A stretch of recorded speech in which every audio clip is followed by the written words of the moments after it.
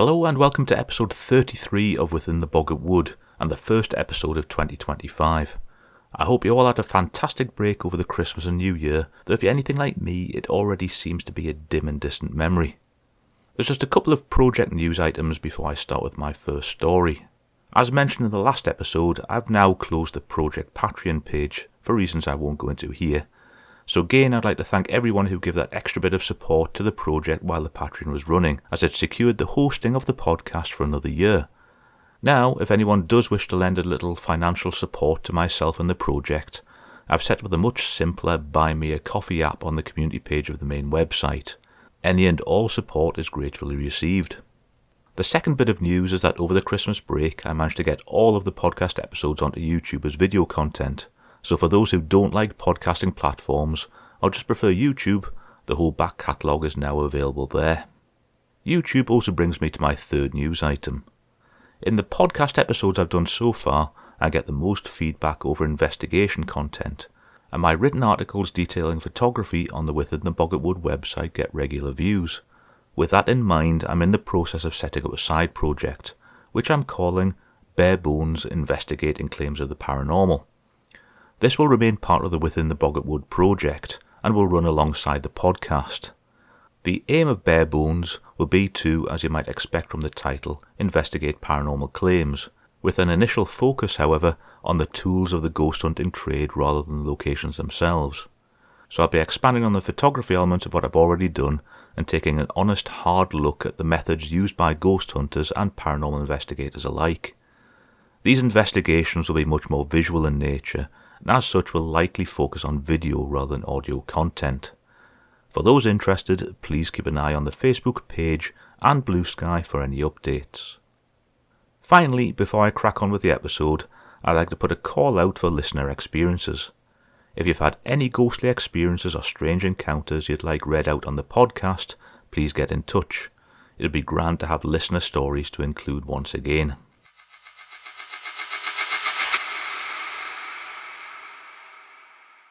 My first story of 2025 takes us up the Northumberland coast to the village of Bamburgh.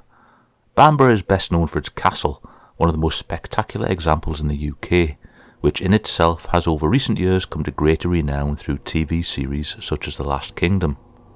Now, the history and development of the castle is worthy of its own series, never mind a small introduction in this episode, so I'll just try and give a concise summary here.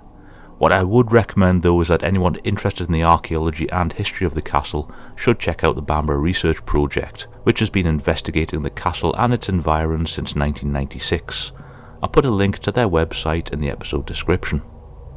So, as an incredibly brief summary, the land on which the castle was built has seen human activity since at least the 10th century BC, within the Late Bronze Age, with the fortress developing through the post-Roman and early medieval period, then into the medieval period before slowly falling into ruin.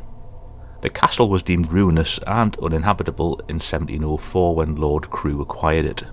Lord Crewe set up a charitable trust for the castle and estate, and upon his death the trustee of the fund, Archdeacon Dr. John Sharp, proposed a massive scheme of repair to make the castle habitable again in 1758.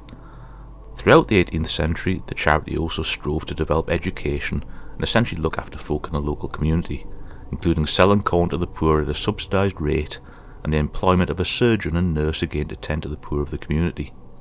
Dr. Sharp is also known for developing the first lifeboat and coastguard system on the Northumberland coast.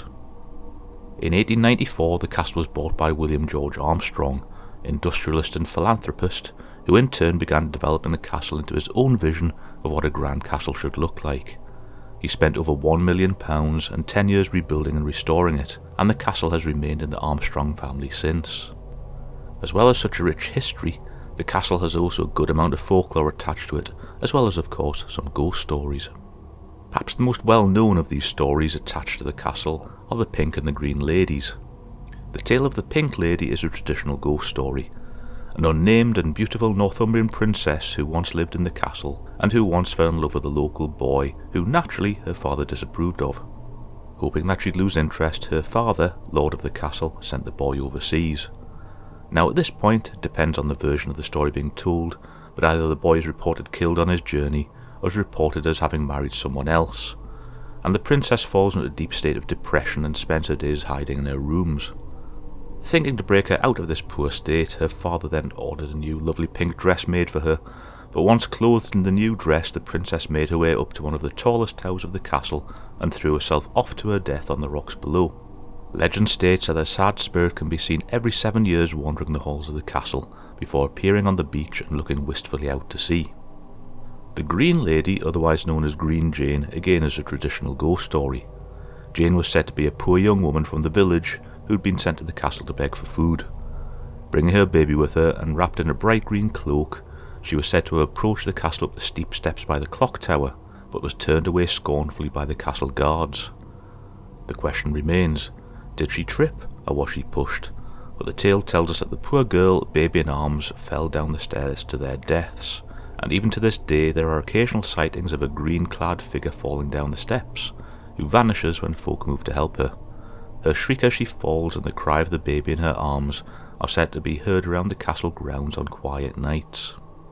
The castle's third ghost story revolves around the shade of Dr. John Sharp himself, the man who returned the castle to life in the 18th century. It appears that visitors to the castle, as well as its occupants, occasionally see Dr. Sharp going about his business, especially in the King's Hall. This article from the 15th of April 1934's edition of the Sunday Sun describes a visit to the castle.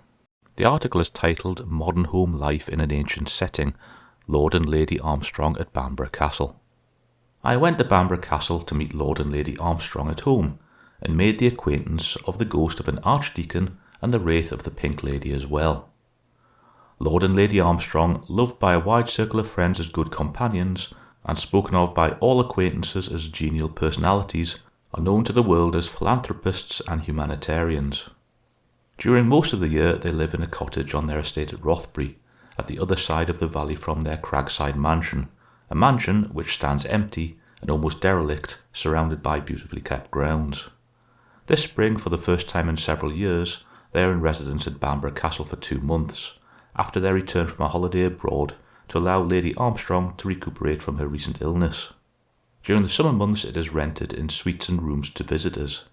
Lord and Lady Armstrong, when they are in residence, live in that part known as the Captain's Lodging. At the heavy studded door you pull an old iron bell. The courtyard is deserted. The only sound is the thunder of the sea. You might be standing in medieval England. Then the door swings open. You glimpse warm red carpets, and a 20th century parlour maid smiles you your first welcome. You step into 1934. Let me present Lord Armstrong. Tall, well-proportioned, wears a monocle, dresses usually in tweeds, favouring black and white checks. His greatest hobbies are solving crossword puzzles and reading history. He confesses to a tremendous enthusiasm for the genius of Sir Harry Lauder, has travelled considerably and loves Italy best. Lady Armstrong. Pleasant, soft voice, a woman you feel you could confide in, sympathetic and always ready to be interested, shares her husband's hobbies. And David. Fat, friendly, short-legged, long-haired, Lord Armstrong's 6-year-old terrier. He travels everywhere with them and is as much at home aboard a ship as he is in the dungeons of Bamburgh Castle. Lord and Lady Armstrong's favourite room is high up in the castle. Though lofty and vast, it is cosy and homelike, with a huge open hearth at one end where blazes an old-fashioned fire.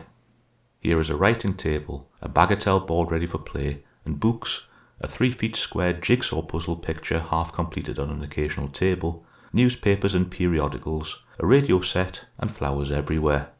The plants and flowers all come from Cragside, Lord Armstrong said. On the back of the hearth is carved the crest and arms of Henry VI of England. At one time, Lord Armstrong, who loves to talk over this local lore, told me, the village of Bamburgh was actually the capital of England, because Bamburgh Castle was the home of King Oswald, who was the first king of England. The castle belonged to the kings of England until the reign of James I. James I gave it to the Forsters in recognition of their services to the crown, and eventually it passed into the hands of a Lord Crewe, who married the famous Dorothy Forster's aunt. The Crews had no children. Bamburgh Castle was left to the church and governed by a body of trustees. Archdeacon Sharp was the first trustee. I am the last. The late Lord Armstrong bought the castle and had it completely restored. It is so well done that even experts say that it does not appear to have been restored. In the sitting room where we talked, alcoves have been cut out of the walls, which are several feet thick. From these windows look down into the country below. The armoury is a museum of weapons. There are blunderbusses, pikes, and the homemade pointed shafts of Old England. Suits of armour and coats of mail hang there too. Many of these weapons, Lord Armstrong told me, were stocked here when it was thought that Napoleon was on his way to England. He would have landed at Bamburgh, below in the courtyard, and you can see from the window the row of small cannon standing just as they were placed facing the sea to withstand Napoleon. Each window on this side of the castle frames a canvas of unbelievable grandeur, which is painted anew with every second. At one window you see Holy Island, at another the Farns, at another Grace Darling's lighthouse, and at another the sand dunes rugged fringed with coarse long grass. Lord and Lady Armstrong dine in the small hall, which is like a platform at one end of the King's Hall, where the hunter balls are held. The first thing that meets your eye in the King's Hall today is a ping-pong table. In the King's Hall hang great oil paintings of great personalities, kings of England, the grand old Duke of York himself, and Archdeacon Sharp. Archdeacon Sharp is said to live there still in spirit. One of our chauffeurs once saw the Archdeacon's ghost at midday, Lord Armstrong said as he piloted me to the passage where the ghost is supposed to walk. David, the terrier, I noticed, did not venture there with us. It is a narrow passage. The chauffeur had been going down to dinner in the servants' hall. He stood back to allow, as he thought, Lady Armstrong to pass. Next moment he saw Lady Armstrong from a window walking on the beach, and fled. Later, taken into the King's Hall, he recognised the picture of the Archdeacon in his flowing black robes and buckled shoes, the figure which had passed him in the passage. The ghost of the Archdeacon walks by day, but the wraith of the Pink Lady favours moonlit nights. She haunts the battlements. Below the King's Hall, into the kitchens, here is the well, 120 feet deep, from which water used to be drawn for the use of the castle. Then, back through more passages, complicated and confusing. At one time we housed 90 guests for a ball, said Lord Armstrong. David, I may mention, had joined us again, and so to the old courtroom to see the portrait of Dorothy Foster. As well as these spirits, the castle and its grounds are also said to be home to the ghost of a knight clanking chains, though this is likely simply a symptom of Tomlinson recording in the Monthly Chronicle of 1891 that Bamburgh was said to have been the castle of Sir Lancelot of Arthurian legend fame. There's also a spectral soldier and innumerable shadow figures, as well as reports of strange noises, phantom piano music, and visitors reporting the feeling of being touched when no one else is present. There's also a tale of fairies at the castle. In Denham's work in 1859, he recorded that he was told a tale by an old man of 70 years old, who had been told it by his grandmother. Tradition had it, during the time that the castle lay derelict before its 18th century restoration, that fairies kept a hoard of coins there. If a person was considered lucky, he or she may be able to find the hoard, which was deemed never-ending as long as a silver coin was always placed back into the find spot once the coins had been cleared. Upon returning, the finder would find it full again until they got too greedy and forgot to leave a coin behind. On doing so, they'd never find another coin again. One of the most well-known Bamburgh stories, however, is a tale of sorcery and deceit told in the 18th century. The Ballad of the Laidley Worm first appears in William Hutchinson's A View of Northumberland, with an excursion to the Abbey of Melrose in Scotland, written in 1776 and published in 1778. Hutchinson was an antiquarian and a topographer, and travelled much of Northumberland, Cumberland and Westmoreland in his life, describing much of what he saw alongside tales he was told in his published volumes. His day job was that of a solicitor based in Bamburgh Castle. While most of his works are factual, he dabbled in poetry and also in writing plays. The Ballad of the Laidley Worm has caused some speculation by historians and folklorists, as while the tale's very first appearance is in his 1776 works, in it he claims that the ballad was told him by the Reverend Mr. Lamb of Norham, but that it had been composed by an old mountain bard by the name of Duncan Frazier, living on Cheviot 500 years earlier in AD 1270. It seems that Hutchinson may have had suspicions about the actual source of the tale, stating, "About this period of time the following old poem seems to have been composed, but to what historic facts, if any, it relates, I have not been able to discover. It was communicated to me by the Reverend Mr. Lamb of Norham." Despite this statement, some of the online sources have suggested that Hutchinson was in fact taken in by the hoax of the age of the ballad and fooled into printing it by the Reverend Lamb. Rather, based on Hutchinson's statement, I'd suggest he just liked the ballad and included it as he presumed his readers would also like it. Looking to the Reverend Lamb, pretty much all modern researchers agree that he himself wrote the ballad. The Reverend was an eccentric character who, as well as his church duties, also enjoyed writing, with his 1764 blockbuster The History of Chess requiring a second edition in 1765, though he was more known for his 1774 works, An Exact and Circumstantial History of the Battle of Flodden, in verse, written about the time of Queen Elizabeth, with the tantalising subtitle of In which are related many particular facts not to be found in the English history. It appears that once Lamb had finished his work on Flodden, he then wrote the Ballad of the Laidley Worm. Potentially he knew that Hutchinson was planning his trip through Northumberland, or possibly it was simply chance, but that meeting between Hutchinson and Lamb threw the tale of the Laidley Worm into the mix of Northumbrian folklore. So, onto the tale itself. Denham argues that the story told by Lamb was different to the original story, the pure story having been told him by a person.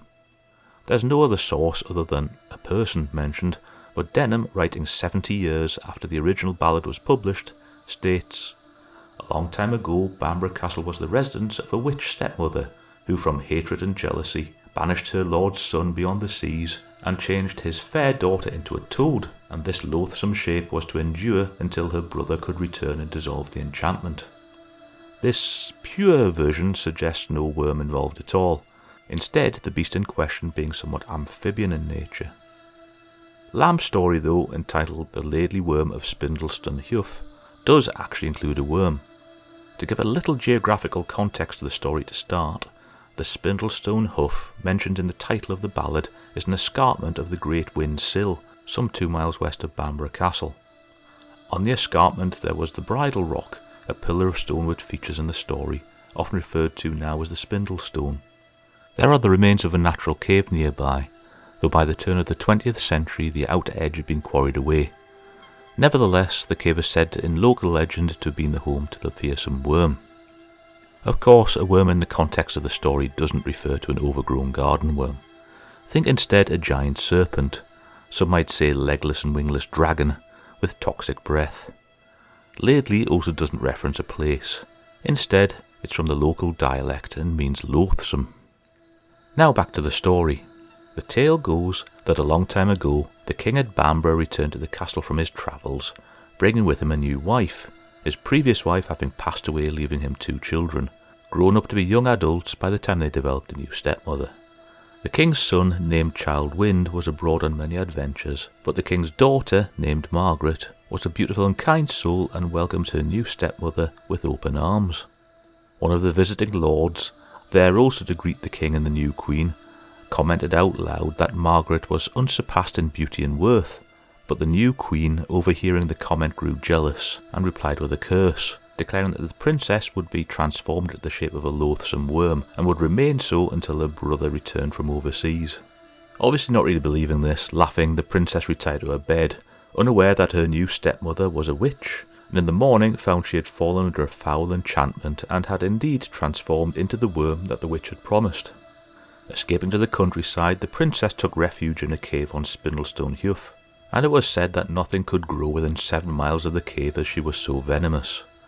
The local villagers, determined to have neither their cattle nor themselves digested, fed the worm with milk of 7 cows every day, whereupon the princess would fall asleep. Stories of the worm soon spread far and wide, and eventually reached the ears of her brother, Wind. Realizing that a dragon was terrorizing his home territory, but unaware that the creature was actually his sister, he decided that he had to head home for fear that the creature could in fact bring harm to his family and sister. He then commissioned a ship to be built to bring him home, and used rowan wood for its masts.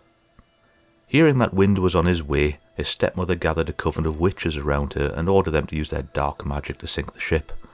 However, as the ship approached, the witches tried their best, but the rowan wood used in the ship's masts was proof against their magics. And finally the queen sent a small boat filled with armed men to attack the oncoming ship, but they were fought off and Wind landed safely back on the Bamburgh shore. Wind advanced up the beach to Spindleston and confronted the worm, his sword drawn, whereupon the worm apparently spoke to him, saying, "Quit thy sword and bend thy bow, and give me kisses 3, for though I am a poisonous worm, no hurt I'll do to thee." Now, the seasoned warrior was mildly surprised by this, but did as he was told and kissed the serpent 3 times. Immediately the worm slithered back into her cave and emerged as a beautiful naked lady. He threw his cloak around his sister to protect her modesty, then together they headed back to Bamburgh Castle. The king was overjoyed to see his son and daughter together again, but the queen not so much. Margaret had told her brother that their stepmother was the witch who had cursed her, and Wyn confronted her with a curse of his own. "I will turn you into a toad, that on the ground doth wend, and one shalt thou never be, till this world hath an end." And from that moment on, the queen transformed into an ugly venomous toad, said to spit at every young woman in her path, and doomed to live like that until the end of the world.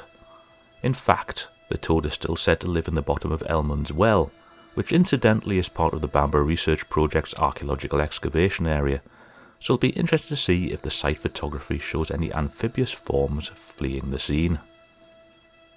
Now, moving away from the castle and down at the village, during the research for this episode I did find a nice little bit of completely unrelated folklore, which I thought was worth a mention. In Henderson Notes on the Folklore of the Northern Counties, he reports, "While Mr. Joseph Crowhall informs me that on June the 5th, 1873, entering the church of Bamburgh during a wedding, he witnessed the following scene. The ceremony ended. On leaving the church, a 3-legged stool about a foot high was placed at the churchyard gate and covered with about 2 yards of carpet. The whole of the bridal party had separately to hop or jump over this stool, assisted on either side by a villager. I inquired the name of the custom, its reason, and so on. The reply was, 'It's the parting stool. It's always been used here,' but nothing appeared to be known about the origin or meaning of the ceremony. According to the folklorist Balfour, the stool was still in use at the turn of the 20th century.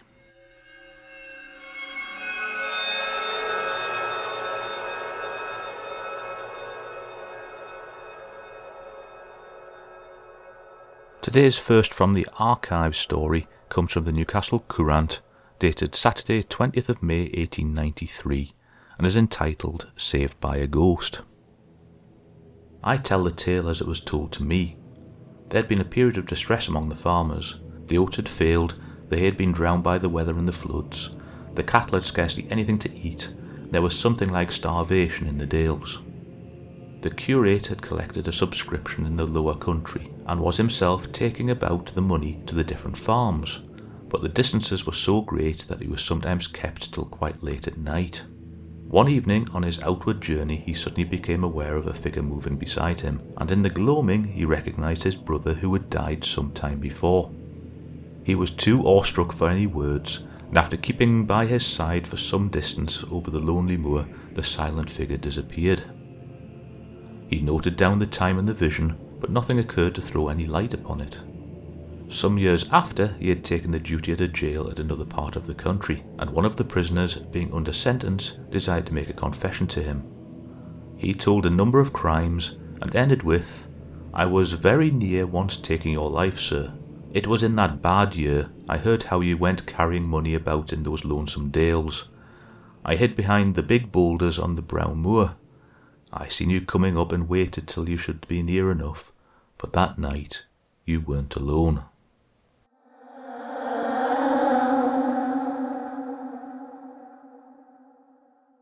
Nestled in the arms of the modern Portland House in the heart of the city of Newcastle upon Tyne is the 19th century former lying-in hospital. This hospital had been built in 1826, when the original hospital on Rosemary Lane essentially outgrew its usefulness, as it was too small to accommodate the influx of patients. The lying-in hospital was a specialist building to house married pregnant women during childbirth, and it's estimated from records that the original building saw over 3,000 patients before the new building was constructed.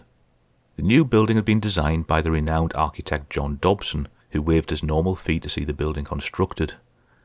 It was built at a cost of £1,500, the costs met by public subscription after a fund had been set up in 1819 towards its construction. When a pregnant woman was admitted to the hospital, she had to take with her the baby's clothing and her marriage certificate. Homeless women, unmarried women, and those also suffering from certain diseases were not allowed in the lying-in hospital. While originally clean and state-of-the-art, the lying-in hospital slowly but surely degenerated, with the building itself subsiding and the interior becoming more and more unhygienic. 100 years after its construction, over 1,000 pregnant women a year were thought to be passing through. With the building in such a poor state, the lying-in hospital moved to premises on Jubilee Road in October of 1923. After 2 years of further dereliction, the building was bought by the BBC and renovated, with Broadcasting House officially opening December 1925. Over the decades, the building was further improved, including the construction of a TV studio. Allegedly, it was during these times of reconstruction and improvement that staff, including some of the engineers, began to report a strange feeling to the place, and staff often mentioned disembodied footsteps walking through the building corridors. One incident reported the sound of heels on a wooden floor, despite the fact that the corridor in question was carpeted. Other ghostly experiences included the report of doors opening and the sounds of someone entering the room, usually the control room, only to find that no one was actually there, and the staff began to call their strange visitor the White Lady, with the story going around that it was the ghost of one of the mothers who had died in childbirth in the hospital, or that she was in fact one of the old nurses, though it was noted that no one had actually ever seen her. Further reported activity was that of a ghost cat that apparently kept an engineer company as he worked over at Christmas, and one year while recording a Burns Night News article, it was found that the recording held the distinct sound of bagpipes in the background. In 1966, the local press reported that a lady who had visited to record a talk was on her way out of the building when she froze in place, claiming later that the corridor had been replaced with fog, and suddenly she could see a man's head in the fog, his face hidden by his fingers, but through his fingers she could see blood. 2 months later, her husband had an accident to do with his eyes. A workmate saw him standing with his hands over his eyes and blood running between his fingers. It seems that the woman had foreseen her husband's accident. The BBC moved out of the premises in 1988 and moved to new premises in Fenham. At that point, the building was bought by the Newcastle Building Society, who proceeded to gut the old building and completely modernise it. Seemingly, the building's ghostly white lady and cat didn't approve of the changes and simply left. At the time of recording this, the building is part of the modern Portland House complex, though the former hospital building remains a Grade 2 listed building.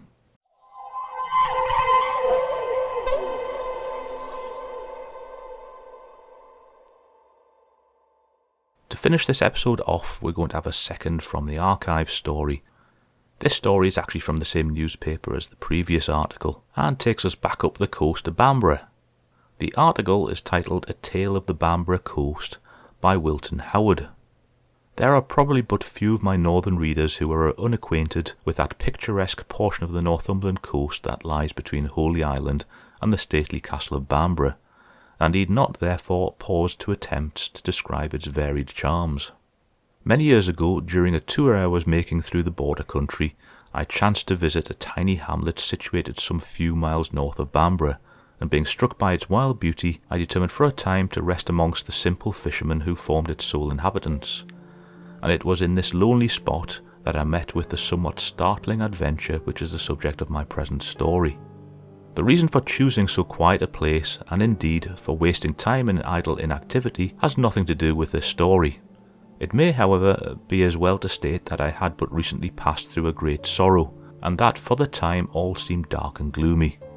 Looking back upon that period of my life, I can say that I was wrong in nursing my sorrow as I did, yet it may be that I learnt some portion of life's lesson as I wandered day by day upon the seashore listening to the music of the mighty waters. The life I led was certainly a healthy one. I remember at first being amused at the almost religious horror the natives had of late hours. It would, perhaps, be a slight exaggeration to say that they retired to rest with the sun. Yet I am certain there was not a light burning in the whole village after 10 o'clock, except in cases of illness. Of course, I could hardly fall in with such habits. As locks and bolts were unknown, it was understood that I should keep my own hours, and have a lamp left burning for me if I failed to return ere my host and hostess went to bed. Looking back upon that time, I can recall nothing save wanderings hither and thither, seeking rest and finding none.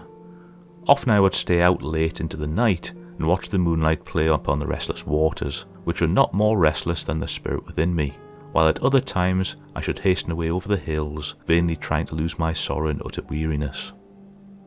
Now one night, in returning after a long day's ramble, I managed to lose my way entirely, and was forced to steer my course, so to speak, by a pocket compass I always carried. Not knowing the exact position of the village, I was compelled to make for the coast, trusting to strike on some track which would be familiar to me. In this, however, I failed, and the consequence was that after wandering over the links, and at length reaching the sands, I discovered that I was still some few miles from home, not far from where one takes boat when crossing to the Holy Isle. Fortunately, the night was a bright one, and as I now had full knowledge of my bearings, I commenced to walk over the sands in the direction of home. It was low tide, and all around me was a barren waste of trackless sand, bordered on one side by the dark coastline, on the other by the shining water. It was a lonely walk, yet I enjoyed it. All tended to soothe me, the faint roar of the waves which break on Holy Isle, the gentle murmur of the nearer ripples, and the occasional cry of some restless seabird were one and all sounds I loved. I knew that by this time all the country folk round about would have retired to rest, and I never thought of meeting a living soul in such a place, so that no wonder I started violently when I suddenly caught sight of a form coming rapidly toward me. As the night wanderer approached, my astonishment increased, for she proved to be a woman, young, and from what I could see, beautiful. Her head was covered by a light shawl, and I could have sworn that she only wore a loose wrap thrown over her sleeping gown, while in her arms lay a baby held close against her breast.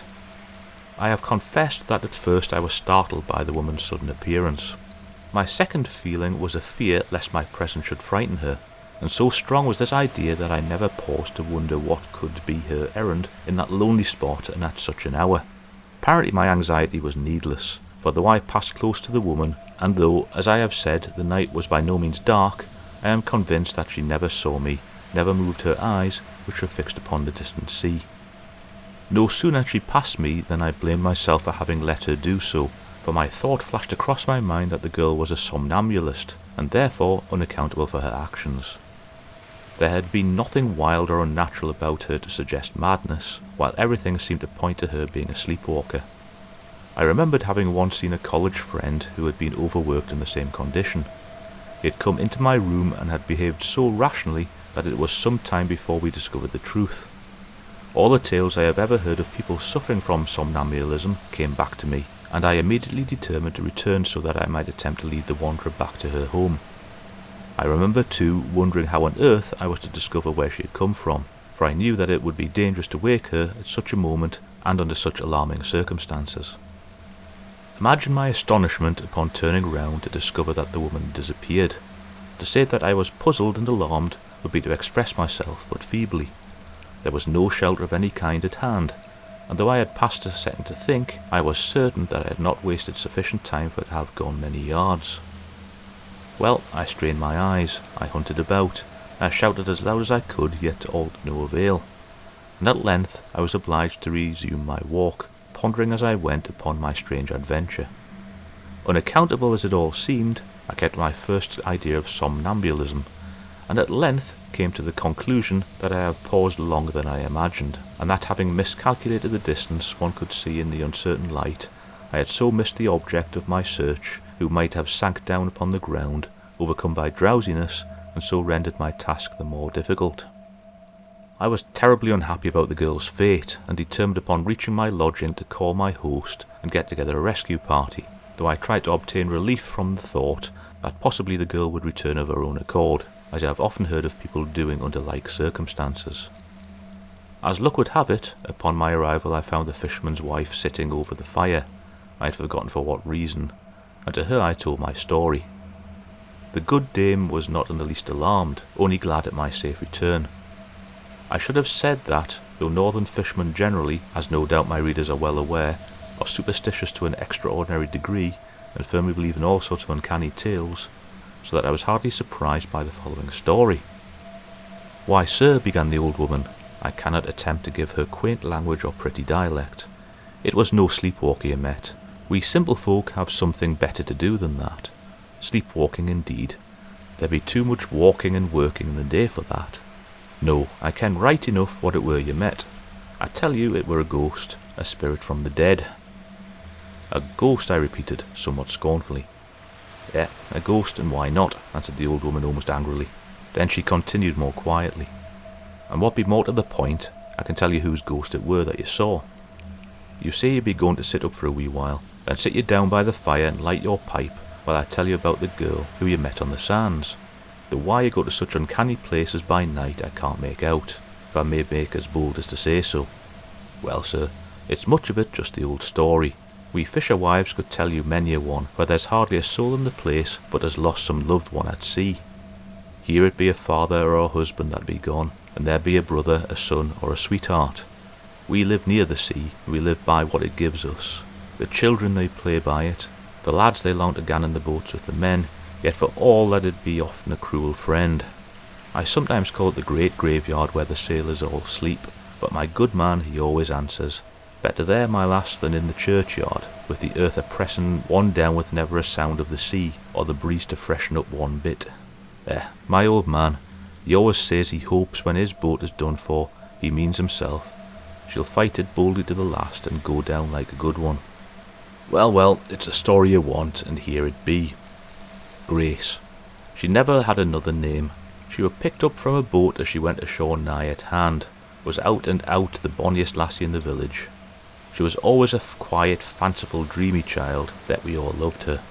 When she was a little one she used to wander down to the sea and say she was listening for father, and sometimes when the wind was high, little Grace would want to go down on the shore, saying her father was calling her. As she grew older most of the fancies left her, yet she were never like the other lassies.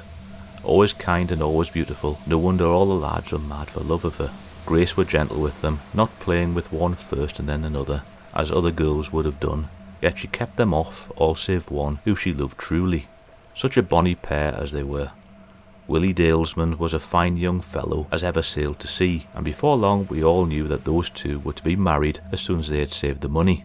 All went well, for Willie were an honest, hard-working lad, and at last he won the reward he was struggling for. One fine day Grace and he were made man and wife, and there was not a soul in the village but that wished them luck. Of course they were happy.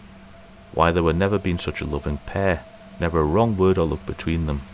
They only had one sorrow, and that was about his work. For Grace, she could never bear to have him sail away in his boat, so fearful was she, and so distrustful like of the seas. We used to laugh at her, and say that she would get used to it, as we had done. But Gracie, she only shook her head sadly.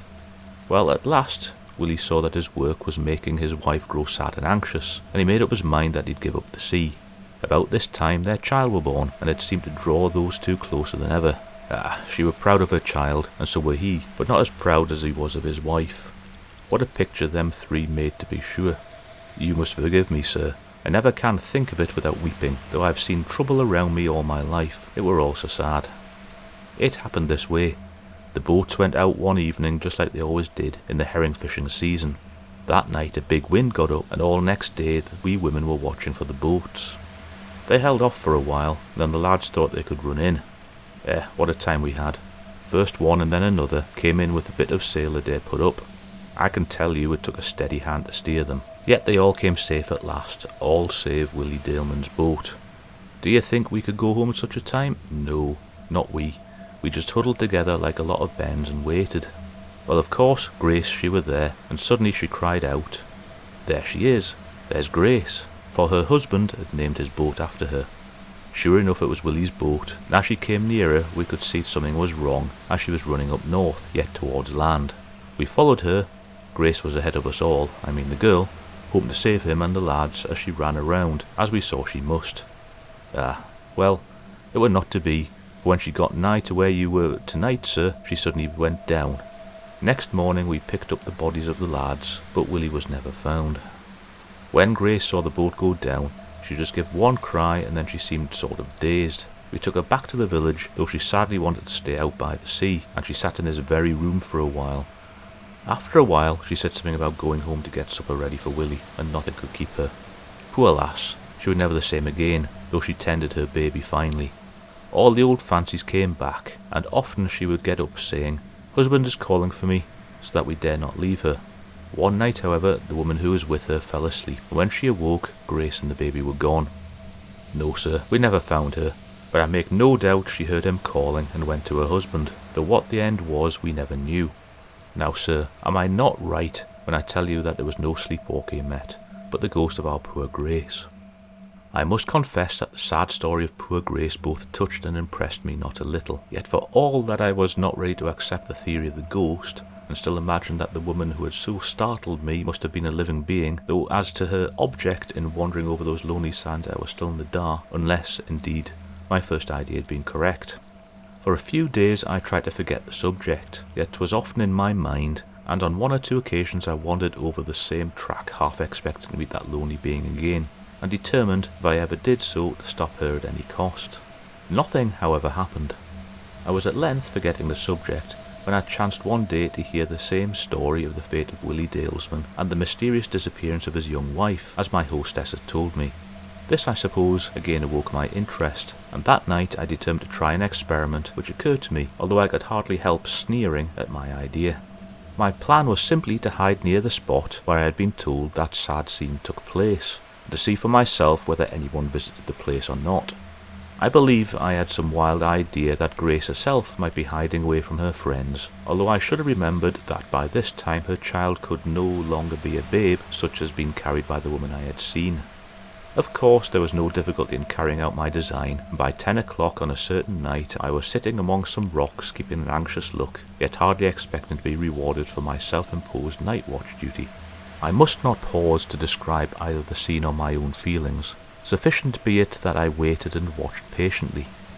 Suddenly my heart began to beat wildly as a cold thrill passed over me. Someone was approaching, and in the next second I was able to recognize the form of the woman I had waited to see. Yes, on she came towards where I was sitting, with that strange gliding motion I remembered so well. I strained my eyes eagerly. It was indeed the same being. Already I could distinguish the mournful expression, the loose night wrap, and the infant nestling close to the young mother's breast. As I took it all in a glance, I knew it must be Grace, who had come in answer to her husband's call, yet I never doubted but that the form I saw was that of a living being. The woman was almost upon me, when, just as I was about to spring forward, a cloud covered the face of the moon and all was dark. In a moment the light again shone out brightly, and by it I saw that Grace was at the very edge of the water. As I sprang to my feet I heard her cry, "Husband, I am coming." "Stay!" I cried, wildly dashing forward. Grace never turned, but with her child still in her arms she entered the water. In a moment I was almost up to her. I was by her side, and the cold waves were breaking around us. I stretched out my arms and tried to hold her, but I touched nothing, and behold, I was alone. And so it was that I learned the end of the story, and at the same time of a sorrow greater than my own, of a simple, steadfast love which had been true till death and in death.